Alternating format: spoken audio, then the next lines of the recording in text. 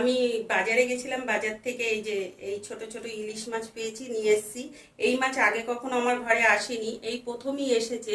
তো চলুন আজকে এই মাছটা রান্না করে আপনাদেরকে দেখানো যাক। কালো সর্ষে, সাদা সর্ষে, সাদা জিরে, কাঁচা লঙ্কা, এইগুলো দিয়ে আমি একটু পেস্ট বানিয়ে নেব। আচ্ছা, মাছটা আমার ধোয়া হয়ে গেছে, হলুদটা দিয়ে দিলাম। এবার নুন দিয়ে দেবো।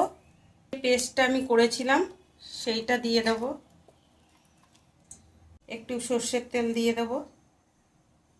দিয়ে এবার এটাকে আমি ভালো করে মেখে নেব। এবার বন্ধুরা আমি এই মাছটাকে কড়াইয়ের মধ্যে দিয়ে ভাপিয়ে নেব।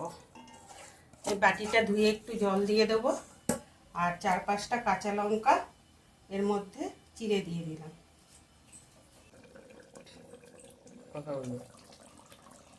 এই দেখুন বন্ধুরা, হয়ে গেছে ইলিশ ভাপা।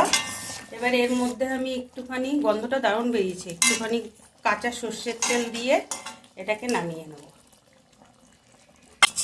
আজকে আমাদের এই ছোট্ট ইলিশ মাছ সর্ষে ভাপা রেডি। এই যে আমাদের সর্ষে ইলিশ তৈরি হয়ে গেছে ভাপা।